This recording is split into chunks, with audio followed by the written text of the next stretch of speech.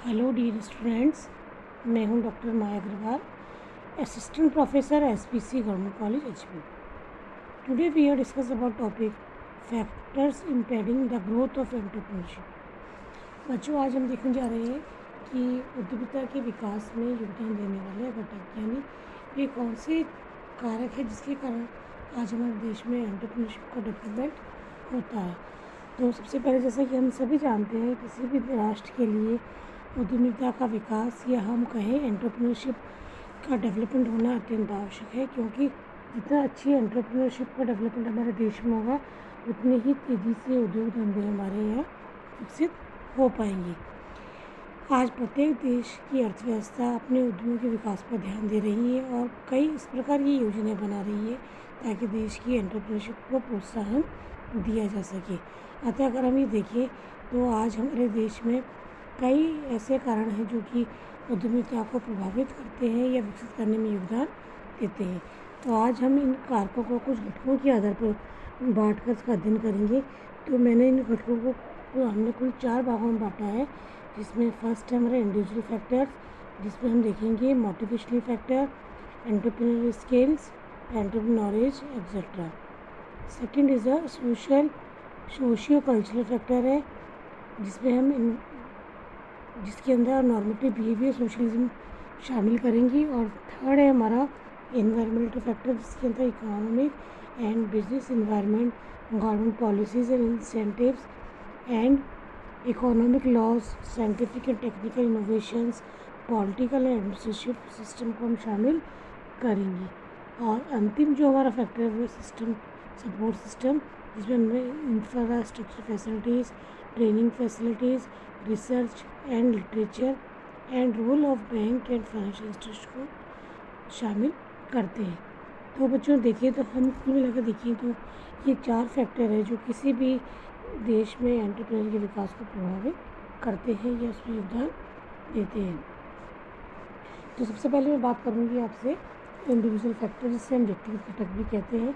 तो क्योंकि सबसे पहले हमें बच्चों समझना है कि ये जो एंटरप्रेन्योर है सबसे पहले एक ह्यूमन बीइंग है, means he is a human being. Individual factor कहता है कि किसी भी व्यक्ति को कार्य करवाने के लिए हमें उसके व्यवहार को देखना होता है कि वो किस व्यवहार से प्रेरित होकर कार्य करता है। तो व्यक्तिगत घटक की अगर बात करें, सबसे पहले व्यक्ति ह्यूमन है, वो न केवल अपने पेट भरने के लिए कार्य करता है, कमाने के लिए कार्य करता है, बल्कि उसकी कोई नीड्स होती है, नीड्स को ध्यान में रखते हुए कार्य करता है।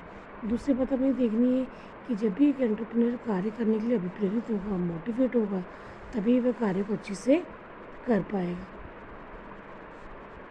तो इंडिविजुअल फैक्टर में सबसे पहले हम देखते हैं मोटिवेशनल फैक्टर, जो ये कहता है कि उद्यमिता के विकास में प्रेरणा का महत्वपूर्ण योगदान है। किस प्रकार है बच्चों?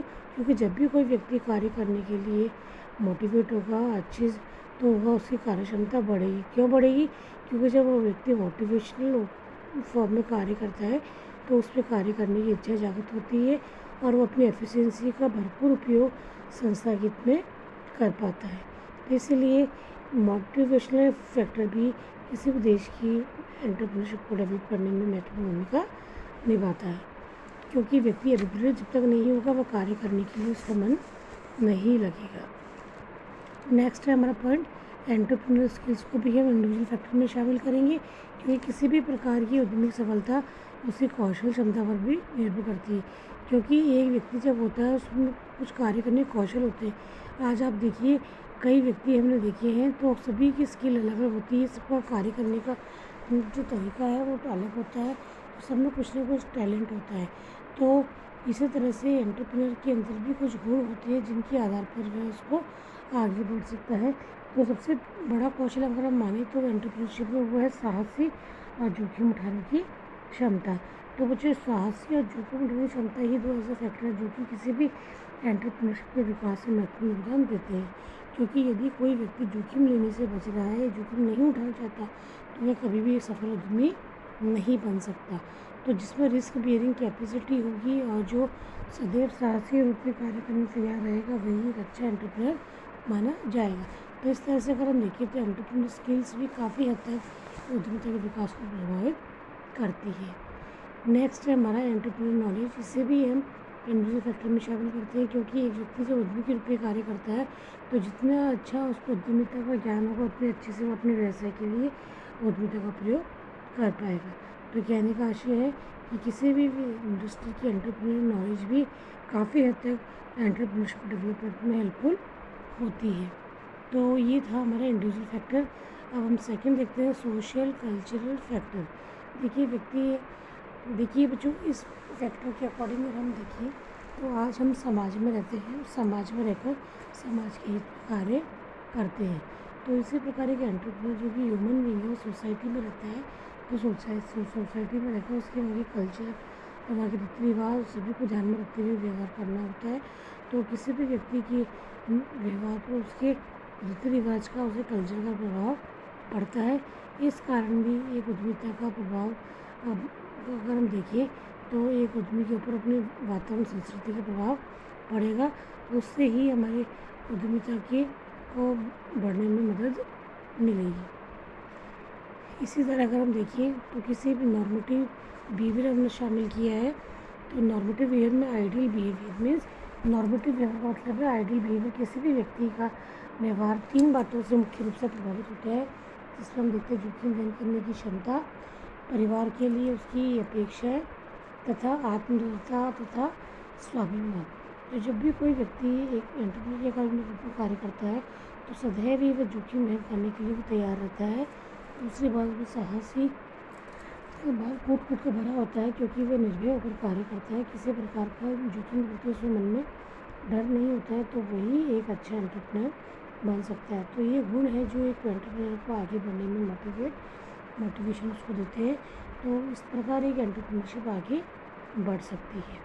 इसी प्रकार जहाँ अगर हम बात करें इन्वायरमेंट फैक्टर में, हम देखें जहाँ पर व्यक्ति आज कार्य कर रहा है एज ए एंटरप्रेन्योर, तो उसका जो इन्वायरमेंट होता है, आसपास का जो वातावरण है, आंतरिक वातावरण बाहरी वातावरण दोनों ही एंटरप्रेन्योरशिप को प्रभावित करता है। क्योंकि जितना अच्छा इन्वायरमेंट, क्योंकि इन्वायरमेंट के अकॉर्डिंग एक एंटरप्रेन्योर को अपने एक्टिविटीज़ में चेंजेस करने होते हैं, और इन्वायरमेंट हमारा नित्य बदलता है, क्योंकि सरकार की नीतियाँ, पॉलिसियाँ, कंपनी की नीतियाँ, पॉलिसियाँ, हर चीज़ में बदलाव होता रहता है समय समय पर, तो उसके अकॉर्डिंग भी उसमें परिवर्तन संभव है। तो इस कारण इन्वायरमेंटल फैक्टर भी काफ़ी हद तक एक जो उद्यमी के विकास को प्रभावित करता है।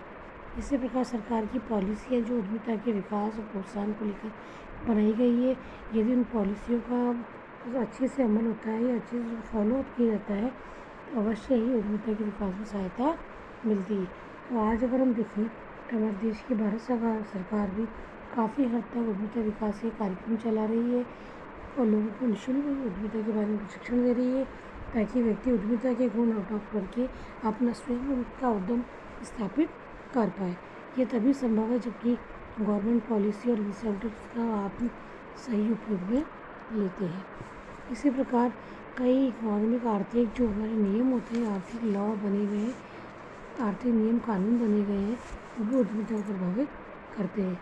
आज हम देखें तो हमारे देश में मोनोपोली को रोकने के लिए MRTP एक्ट बना हुआ है।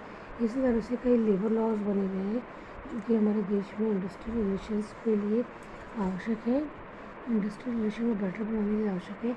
तो इस तरह से अगर हम देखें तो आर्थिक नियम एवं कानून भी कई बार एंटरप्रेन्योरशिप की डेवलपमेंट को प्रभावित करते हैं। इसी तरह इनोवेशन और टेक्नोलॉजी का इन्वायरमेंट भी प्रभावित करता है। तो जितना अगर हम एंटरप्रेन्योर इनोवेशंस करेगा और टेक्नोलॉजी फ्रेंडली होगा और टेक्नोलॉजी को एक्सेप्ट करते हुए अगर वो कार्य करेगा, तो ये निश्चय ही है कि एंटरप्रेन्योरशिप का जो हमारा क्षेत्र है वो आगे की ओर बढ़ेगा और सदैव ही एंटरप्रेन्योरशिप का जो विकास है वो संभव हो पाएगा। क्योंकि आज हमें टेक्नोलॉजी फ्रेंडली होना अत्यंत आवश्यक है, क्योंकि आज हम देखते हैं हर क्षेत्र में नए नए परिवर्तन हो रहे हैं। तो उन परिवर्तनों को ध्यान में रखते हुए एक एंटरप्रेन्योर को कार्य करना होगा ताकि वह अपने लक्ष्य में सफल हो पाए। तो इसी तरह से अगर हम देखें जो अगला बिंदु है हमारा वो है सपोर्ट सिस्टम। सपोर्ट सिस्टम बच्चों को कहा जाता है कि आज अगर हम देखें तो एंटरप्रेन्योरशिप को अधिक से अधिक डेवलप कब हो पाएगा, जब गवर्नमेंट का हमें सपोर्ट मिलेगा। इसी के साथ साथ हमारा इंफ्रास्ट्रक्चर यानी आधारभूत सुविधाएं अच्छी हो, सड़क, परिवहन, जल ईंधन, इन सभी की अगर पर्याप्त सुविधाएं होंगी तब अपने कार्य को अच्छी दक्षता से कर पाएंगे। इसी के साथ जो एंटरप्रेन्योर बनते हैं, उद्यम जो अपने लगाते हैं, उनको किसी प्रकार एंटरप्रेन्योरशिप बनने जब जो जोखिम लेना करता है तो उसके मन में सदैव संदेह बना रहता है कि जोखिम के अनुरूप मुझे लाभ होगा या नहीं होगा। तो एक उद्यमी को कार्य करने के लिए पर्याप्त प्रशिक्षण भी दिया जाना चाहिए।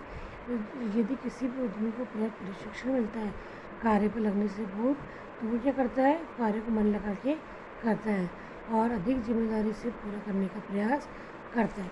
तो बच्चों, इस तरह से अगर हम देखें तो इंफ्रास्ट्रक्चर जितना हमारा मजबूत होगा उतना हमारा एंटरप्रेन्योरशिप को वो आगे बढ़ावा मिलेगा।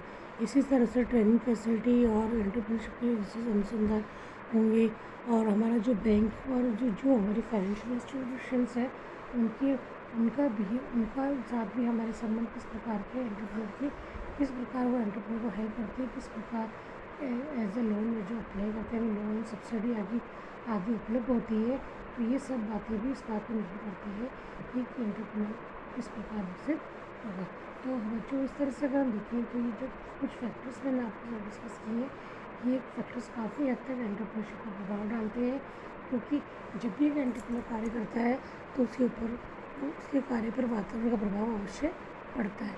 वातावरण में कुछ फैक्टर होते हैं बच्चों जो हम कंट्रोल कर सकते हैं, कुछ अनकंट्रोलेबल होते हैं जो हमारे नियंत्रण में नहीं होते। तो इन सब तत्वों को ध्यान में रखते हुए एक एंटरप्रेन्योर को कार्य करना होता है जो सदैव ही अपने उद्यमिता के विकास के लिए कार्य करता है और अपने देश के आर्थिक विकास में सहयोग प्रदान करता है।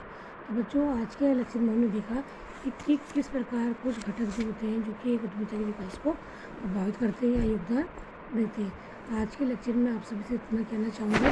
बच्चों, आप सभी से मेरी रिक्वेस्ट है मेरी कि आप अपना स्टडी करना शुरू करें और जो भी आपका सिलेबस और उसके अकॉर्डिंग आप प्रिपेयर करें ताकि समय पर हम अपना कोर्स समाप्त कर पाएँ और किसी बच्चे। तो इसी के साथ बच्चों, मैं अब आज का लेक्चर यहीं समाप्त करती हूँ। आप सभी का बहुत बहुत धन्यवाद।